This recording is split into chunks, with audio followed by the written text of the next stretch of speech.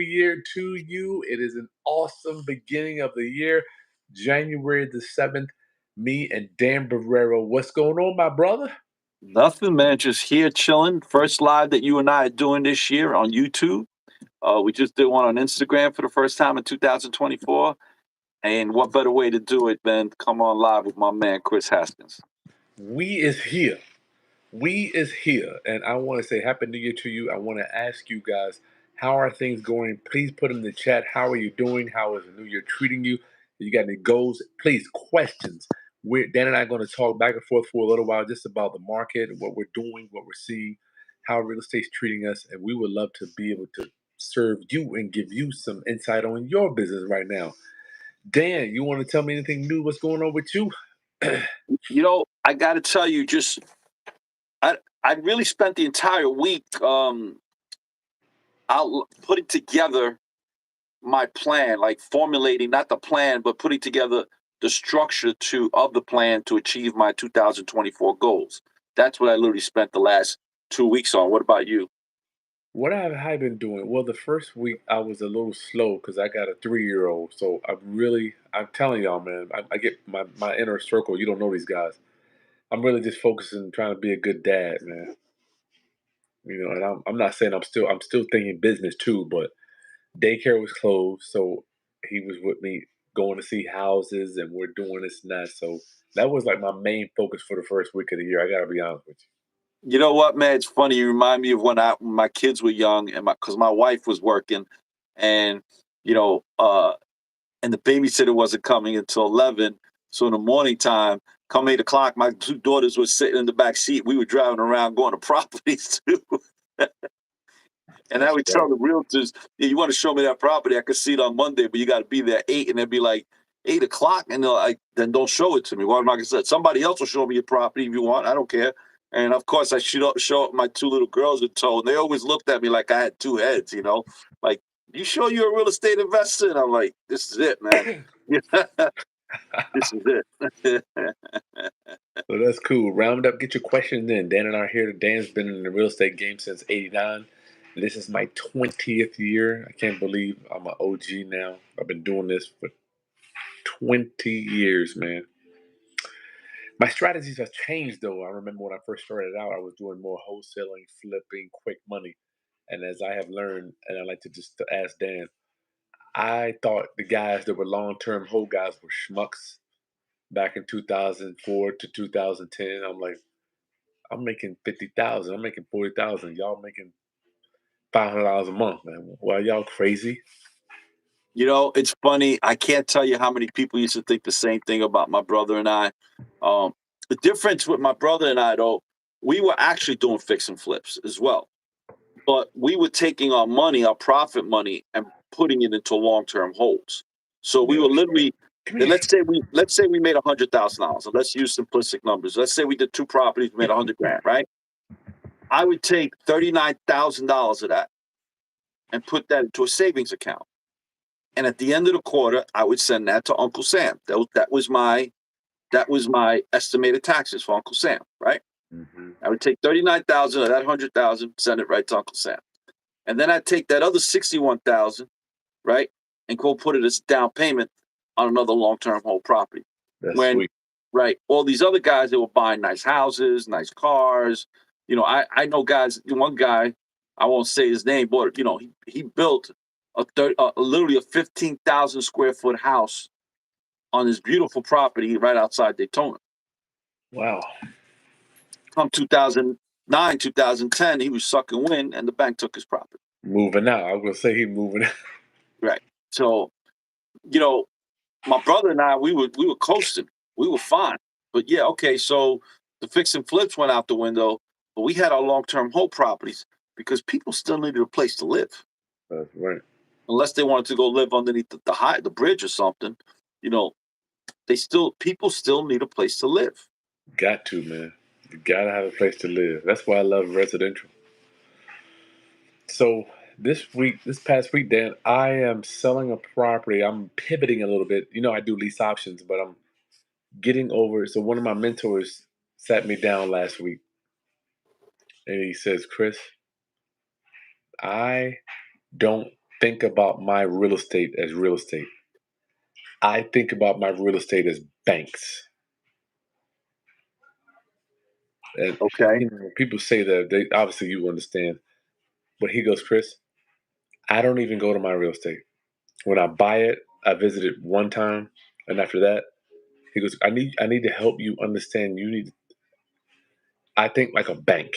Like when does the mortgage company ever visit the property? That one time they get an appraisal and they don't even come. They pay somebody else to come. So I really had to switch my mind, Dan. Where do I want to play? Do I want to be a landlord or do I want to be a financer? He says, Kris, let me tell you my motto. I sell financing, not real estate. I sell financing, not houses.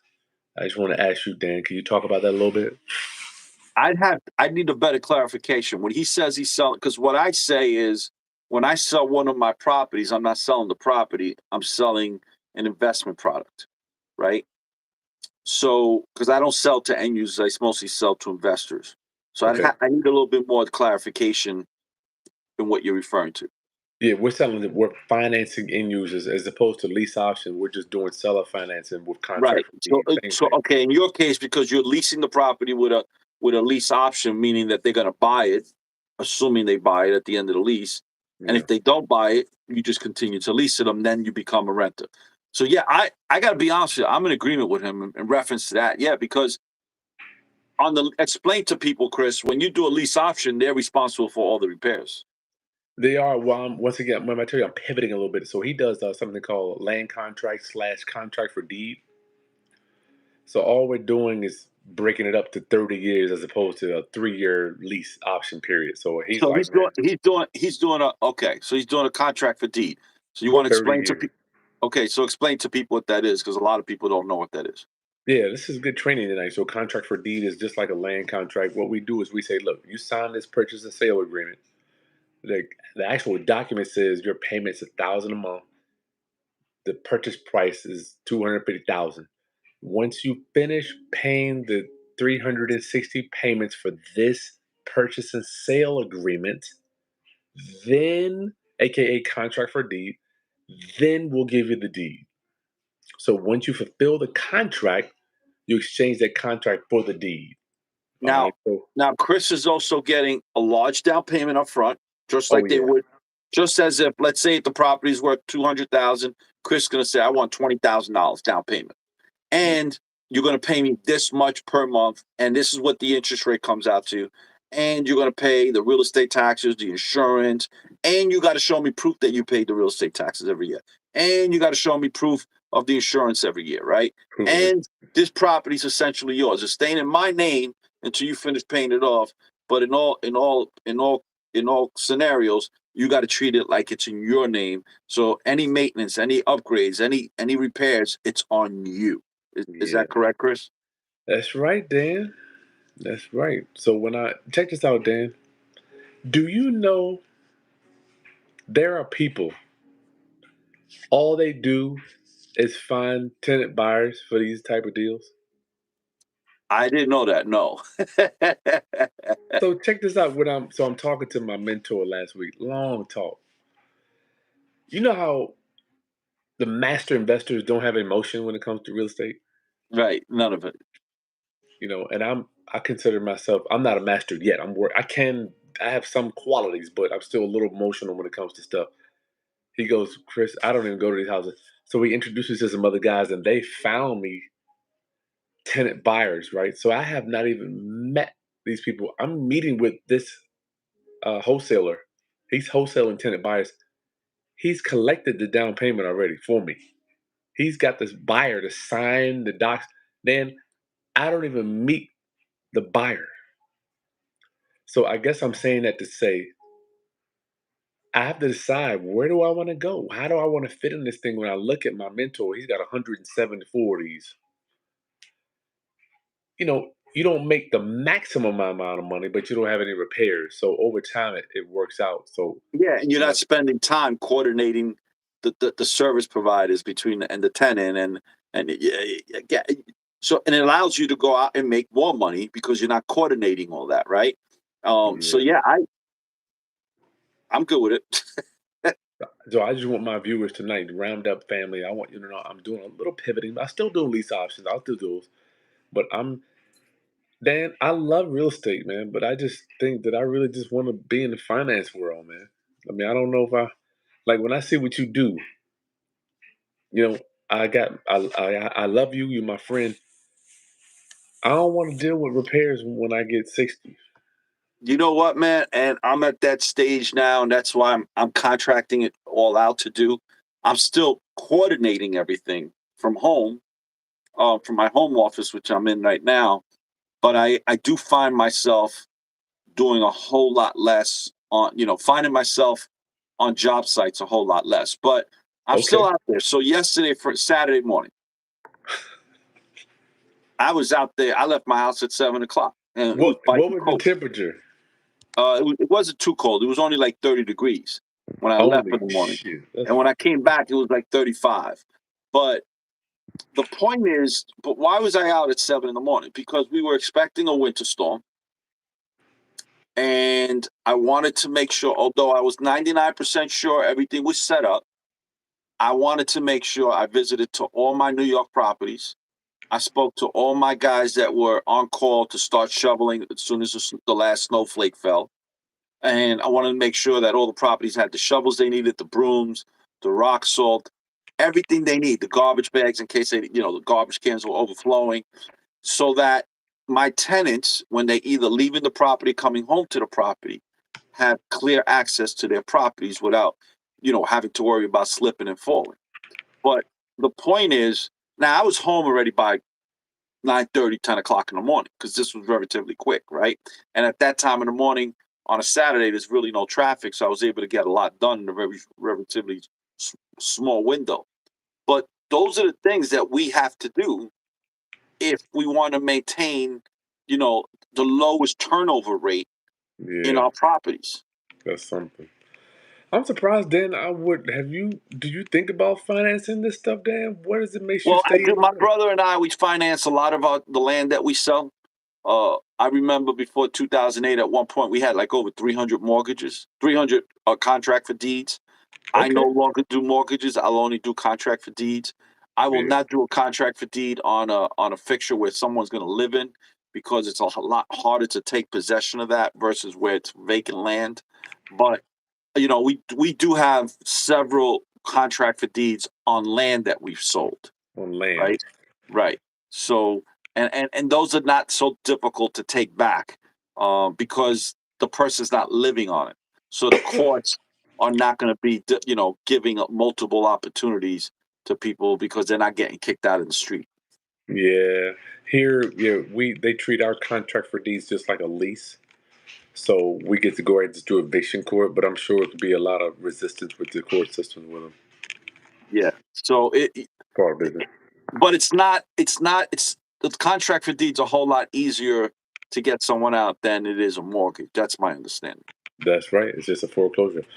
Jamar, I'm not going to do a substitute training. I don't know. You can get the training. Just send us an email. I'll send you the train. I'll send you the copy of it. Chris Monroe, winter storm is headed to St. Louis. I'm thinking about. Do you know they got $30,000 properties in St. Louis, Dan? Did you know that? Man, they've got that all over the country. Look, the reality is this. If I was 10, 15 years young, I'd be hopping on a plane, going out there and checking it out. But, and I'm not saying this to brag, but I'm good. Yeah, I'm working because I want to work, not because I have to work, no if doubt. that makes sense. Right. No doubt. So I'm not looking to, Add more work. yeah, no, I'm looking to literally, I'm still fixing and flipping. I'm still looking to increase my inventory, but I'm more concentrated on managing what I currently have and maximizing its potential profits to the fullest extent. What is this? Let me see. Dan, so I listed a house. I did a search on my MLS the other day. There's nothing for sale under 200,000 in my area, right? 4 years ago, that would have been 100,000. So I fixed up a condo, listed it. We got we had it listed for 180. Then we had offers. We had 3 offers over appraisal, over ask for 195. I'm just saying that the market's still strong for affordable housing. Are you seeing that too? I think the market's going to stay strong. It's because there's not enough housing. The reality is we don't have enough inventory for the amount of people that are in this country. On top of that, we got another 500, 700,000, depending on who you listen to, between 400 and 700,000 more migrants that came in. These people need a place to live, right? So the reality is there's not enough housing for the people that are here. There's not enough housing to sustain the people that are coming or that are crossing the borders. There's just not enough housing, right? And we could get into there's a multiple of reasons why there's not enough housing. That's another subject matter, right? So the reality is with the interest rates coming down, I suspect if you're a realtor, 2024 is going to be an awesome year for you. And as a result of interest rates coming down, the prices of houses are going to go up because there's going to be a higher demand because everyone's jumping on the lower interest mortgages. So it's just going to get worse probably into the third quarter, in my opinion, third or Third fourth quarter, quarter of third quarter, we 2024. are screwed with this damn election, dog. Can you Yeah, look, the imagine that? reality is I don't personally don't believe interest rates should be coming down because it's the inflation rate, in my opinion, is still not under control. No And doubt. interest rates is one of the tools that the government uses to control uh, uh, uh, Inflation. inflation. So There's no way. inflation is just going to skyrocket. But the reality is, most Americans, unfortunately, don't understand this subject matter, and the politicians have to say, "Well, look, I brought down the interest rates," because who are they? Who are they satisfying? Is Middle the class. idiots that don't take the time out to understand these concepts. It's funny you say that. So you're saying they're gonna use this? They're gonna artificially lower the interest rate to get for the election, Dan? Absolutely, Oh no! absolutely. Oh my! You know what's weird? I feel like this country will commit suicide overall. Just I feel like it would destroy itself just to maintain the power of the few. I mean, that is That my. and it doesn't matter which party it is. It I never doesn't thought about matter that, which Dan. party it is. I never thought about that. But I will say, one of the most, from my experience, I want to ask you, one of my most nervous times, and since you've been doing it so long, like every 4 years during election time, I feel like real estate just completely stops. I don't. Well, regarding sales, I could tell you this, and I know this may sound crazy. And again, this is not a political statement, guys. It's just my personal experience. Well, let me ask you, Chris, during what party administration, like when do you make the most money in real estate? You personally. Don't I go make. according to what everyone thinks. Oh yeah, You personally, when have you made the most money? Did you make the most money when it was a Democrat at the White House or a Republican? I made more money with Republican. Really? So in my case, I made more money with Democrats. Okay. Well, you So you got that alternative income tax. I haven't hit that yet. yeah, so I've made more money when Clinton was in office. When Clinton was in office, I made shitloads of money, and I was in retail back then. I wasn't really into real estate. I was, but very little. When Obama was in office, I made a ton of money. It was like It was like coming in so fast, it was ridiculous. And rather Biden's been in office, and I made a shitload of money. I thought you So did well when Trump was in too. no, with Trump, I saved a lot of money in taxes. Well, that's what. Oh, I'm sorry. I thought you meant that I paid less taxes. Yeah, no. When Trump was in office, I saved a shitload of money on taxes. Well, shit, that made me make more money though. I mean, we got Well, no, paid because less. the thing is, I'd rather make my money and then worry about how to tax shelter it later. Because there's so many tax shelters for investors that I don't need all that other stuff. Would you That's not true. would you not say between depreciation, between 1031s, between set programs, between pension programs you can set up That's for true. yourself? There's That's so true. many different ways that we have access to shelter the money, but we got to That's make it. true. You're not making it. You don't need to shelter it. Yeah, that's true too. That's true. Well, everybody has a different strategy, man. So, well, I guess my only thing was I never forget when it was Obama and McCain. I just feel like remember they kept shutting the government down and all that. It was like back in the day. I'm like, no one was making offers on no houses from what I saw at And that you time. know what was funny, man? Like in 2008, I sat on my hands, and it was a horrible feeling because I didn't know which way to go. 2009, the beginning of 2009, I was like, all right, I got to leave my house. I got to get on a plane. And I started going all over the country looking for different markets to invest in. And I started buying in Central Florida heavy, heavy, heavy in 2009. I made so much money, Kris, because the news They had the was tax selling. bracket. That's when they were doing the $8,000 tax credit. That's right. But the news was selling to the American public how terrible the economy was, I how remember how that. we right. So everybody who did have money in America was too afraid to spend it or I invest it. remember that. My brother and I, we were out there picking up shitloads of property. I was. And do you know who we were selling those properties to? This is the best. This is the crazy part. We were selling those properties mostly to investors out of the country. You told me So that. all these people out of the country had more faith in the United States economy Then we did. than the Americans did themselves. The Americans were not, unable to see the individual trees in the forest. It's My crazy, right? brother and I, we were like, damn, forget the individual trees. I want to take down the whole forest, right? Dad, when I was buying those houses back between 2000, let's just say 10, 15, 30,000, 40,000, 50, I was, you know what? I did a lot of praying and I would look at the numbers, right? And I would go back in history. You know how you can go back in the city assessment and see what it sold for? I would like, Dan, I'm like, I'm buying houses for 1992 prices. I would see this shit. I'm like, is this, you know how you question yourself and you're like, am I doing the right thing? Yeah, because it's too good to be true. You're like, you're like, this can't be right. I must be making a mistake. I must be making a mistake.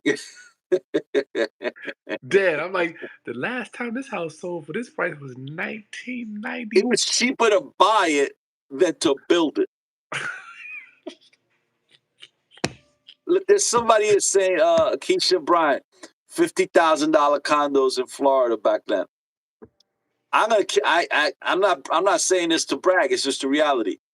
It's I the have truth. condos. This is the best. I have one condo. I won't give the address out, but it's in Altamont Springs. My brother and I own this condo. Is We that West put Coast? That's West Coast? Altamont Springs is Central Florida.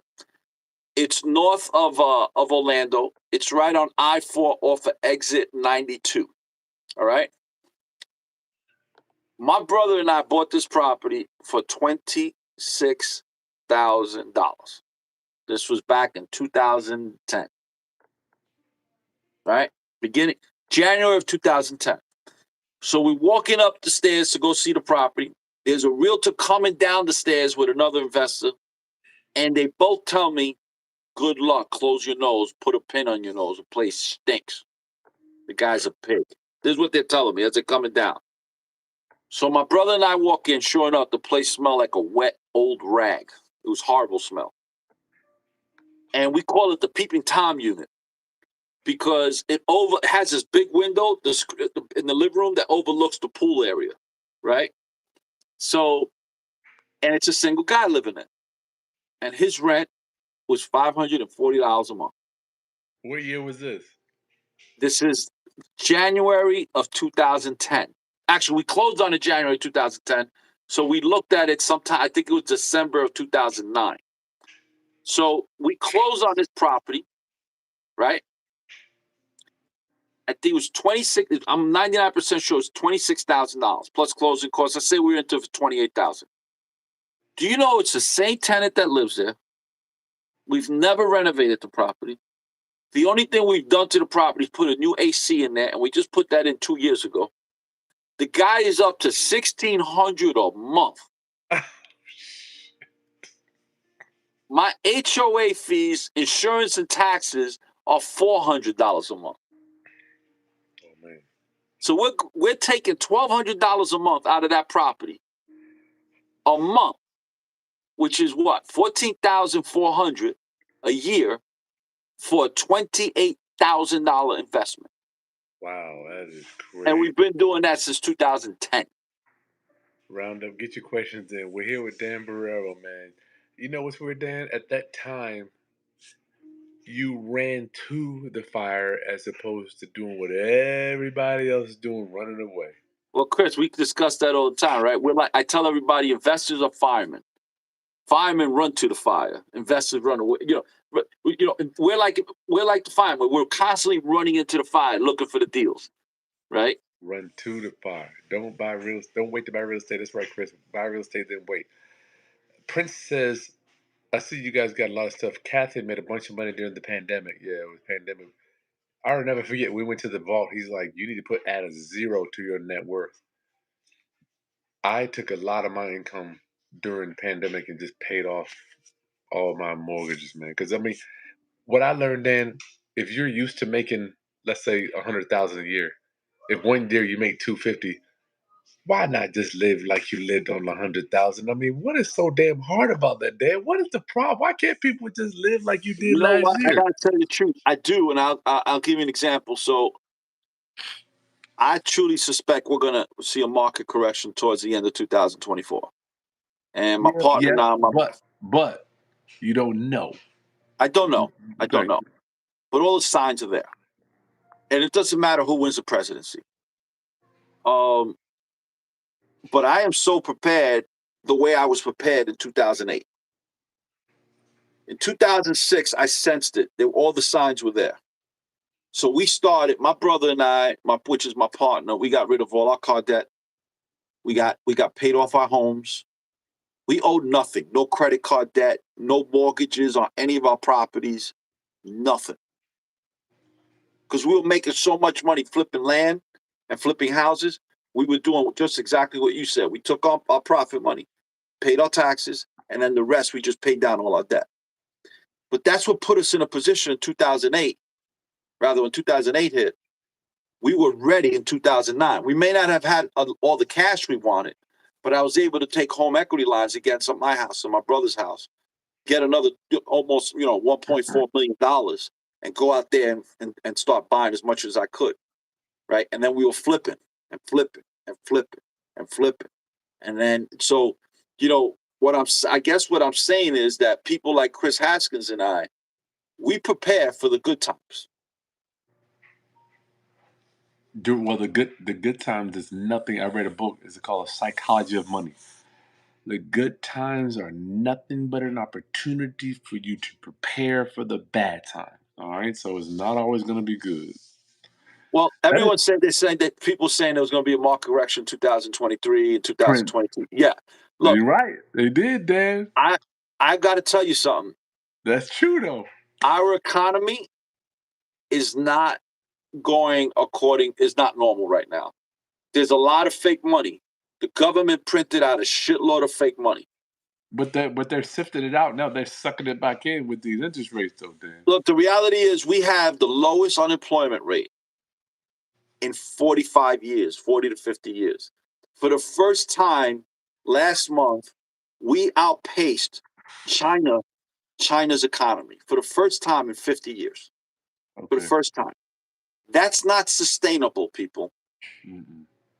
So if you're spending money like this is going to last forever, you're going to be screwed when the music stops. When the music stops, you're going to be left without a chair. Now, I'm not telling you not to go spend money. You want to increase your lifestyle, go for it. You're making money, no problem. But you better be putting some money aside for when the music stops, you could have a chair to sit in. Pay that debt down. Y'all, I cannot tell you. If you pay down your debt, you can sustain any recession, any of this stuff, because you don't owe nobody. You get to keep the money you earning. The problem is that I've learned where I got foreclosed on in 2008 was my debt was through the roof. Yeah, see, I wasn't foreclosed on. My car wasn't repossessed. And I'm not saying this to brag or to say that somebody like Kris was wrong. In Kris's case, I think his youth was his worst case scenario because he didn't have the experience. Listen to the wrong fools. Listen to the wrong people. Yeah, so, it's like the people you follow on social media. In 2023, everybody's capping. On social media, everybody living that great life. But it's like Welby said, they don't show you where they live in their house, right? You know what? I really take that to heart too. I try to have some posts in like I'm in the house now. I think about Welby a lot when he says everybody's living their best life away from home. That's weird, Dan. I mean, you know what? That is so true. If you can't live your best life at home, what you doing? It means absolutely nothing. Listen, Don't guys, mean nothing. I want the audience to be real careful what they follow. There's a question here: why would there be a market crash if there's still going to be a housing shortage in 2024? The That's reality is that if there's a huge job loss and the inflation rate continues to go up, even if people are working, they can't afford to buy the house.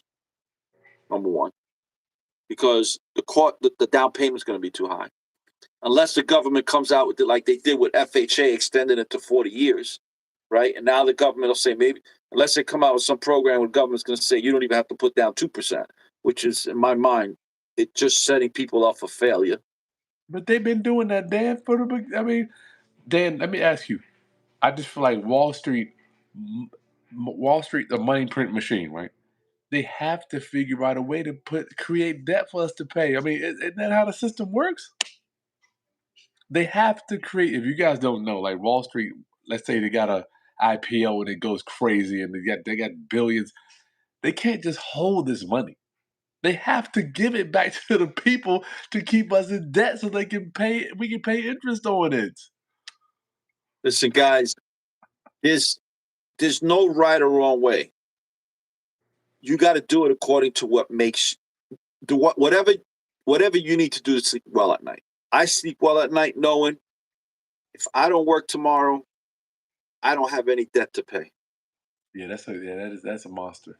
Now, the other thing people need to understand, Kris and I, we own real estate. The way I look at it is this way, Kris. Tell me if you think I'm wrong. All that you and I are doing is buying the right to manage that real estate while we're alive. That's right. It all goes away when you're gone, man. Because the reality is, if I don't pay my real estate taxes, the tax man comes and takes that property, even though it's got no mortgage. So That's I'm right. paying the tax man for the right to manage my property. That's right. That's true. Right. So, when I'm dead, does that mean that the property stays in my name? No, I'm dead. Nope. So all we're doing is buying a product Management. that's going to give us the right to manage it to the best of our abilities and to create cash flow from it. You gotta That's think all we're about. doing. Yep, that's right, man. Wow. You know what, Dan? It's even biblical too. We must be a good steward of what we have been blessed with. Just a steward, man. That's it. Yeah. So I want this was a great conversation, Kris. Yeah, that's cool, Dan. So listen, y'all give us a follow. At the end of the day, go to USA Land Ventures for my boy Dan. Together we have over 50 years experience, and Dan, I have to get my butt up there, man. We're gonna have to raise the prices a little bit on the lunch and learn just because plane tickets and stuff to get me there. But Dan and I are working on our ultimate guide to landlording. So you're gonna learn exactly the tips and tricks and the step by step things we do to stay in business. Are they popular? Are renters and some people gonna like the stuff that we do? Maybe not. Oh, a lot of them don't. And case in point, you know, the stuff you've been putting out as far as rentals and stuff I've been putting out. You want to tell the audience that the crap we're catching for it? Yeah, Dan, we'll do one. I put out last week why I collect rent on the 28th of the month. And here I am thinking I'm helping out landlords doing the right thing. People, that's right. Hit that like button, y'all. People wish me to go to bankruptcy. They wish I lost everything. They said I was a scumlord, a scumbag. They said I was unethical, and they really, really made me feel like a bad person, man. So you're Until you not gonna. called me, right? Until you Yeah, I had called to me. call Dan. I was I'm like, like, Dan, am I doing something wrong? So I guess I'm here to say, being successful comes with a price. This comes to the price. Not everybody's going to back you up, man. listen, Dan, I what did you I put? put up a piece that got over 500,000 views, and I can't tell you the words that was said to me in that one on Instagram where people were wishing me death. I was a What did slum you say? landlord. What were you saying? Basically, I was saying, and I'll put it in simplistic terms here. It's just 1 minute, right? It was a 1 minute reel. It was maybe 45 seconds, 60 seconds.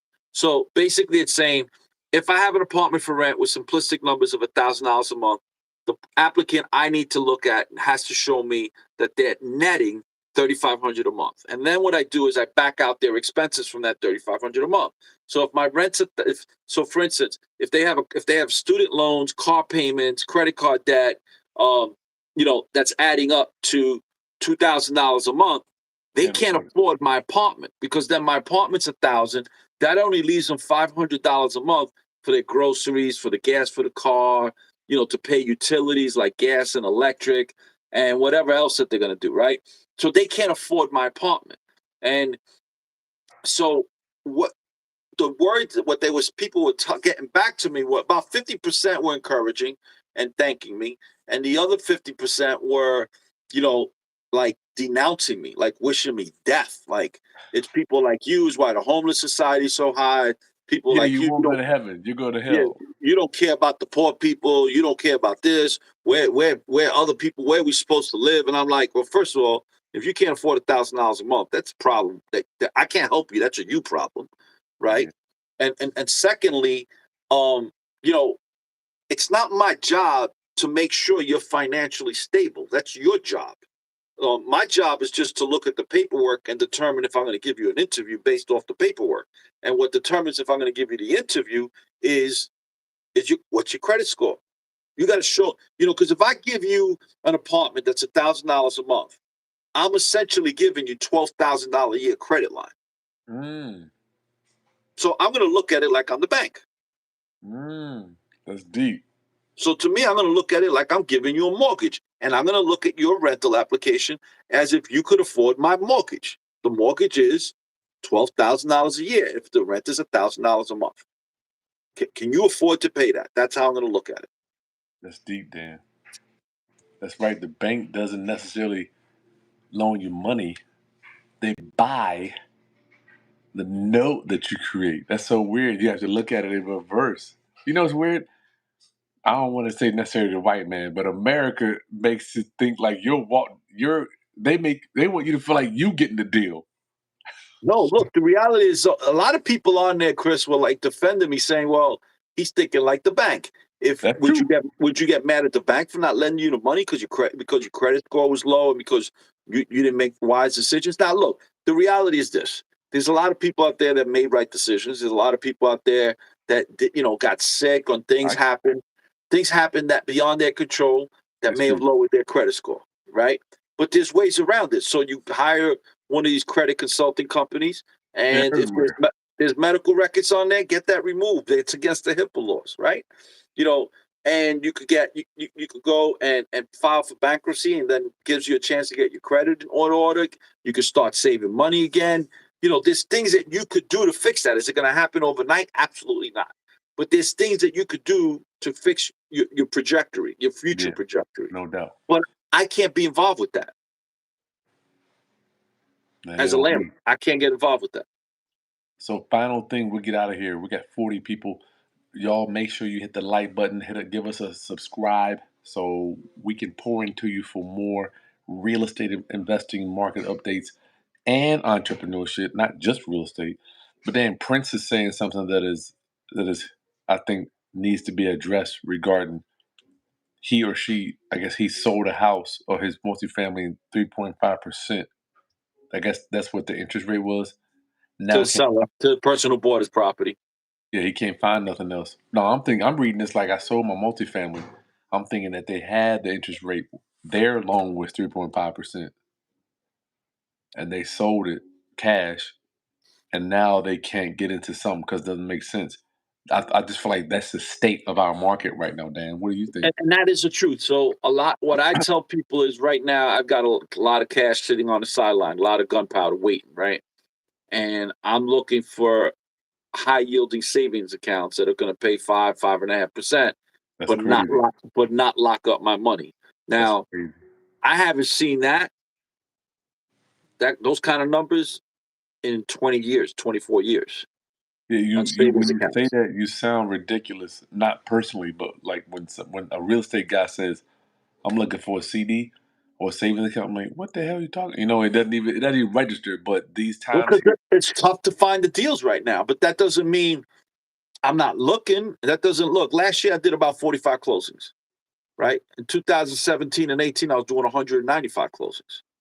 wow, The reality is that Kris and I, and like every other real estate investor, we move according to the opportunities. that's So true. now, so I'm not doing the fix and flips. That's okay. But what am I doing? I'm concentrating on my core business, which is my long-term holds. I've been putting new roofs on my properties, new sidewalks, new windows, Wow, new entrances. I've been putting in new boilers. I've been doing all the capital improvements so I can take advantage of all of the 2018 tax incentives that came out under Trump's administration with the accelerated depreciation. But yeah, why am I really doing this? I'm doing it because I know the fix and flips are coming back, right? And when I go deep into the fix and flip, guess what? I'm not worried about my long term holds because everything's up to date. yeah. They're running like a fine oil machine. I love it. I love it. All right, Dan. Y'all give USA Land Ventures a follow. Make sure you give me a follow too. Hit that thumbs up. Dan, I got so much more stuff I want to talk to you about, man. But we'll get into it next Sunday. Is that okay? Sounds good. See you next Sunday, Kris. Everyone here, good night and a happy new year to you all. Happy New Year, round up, homies. Peace.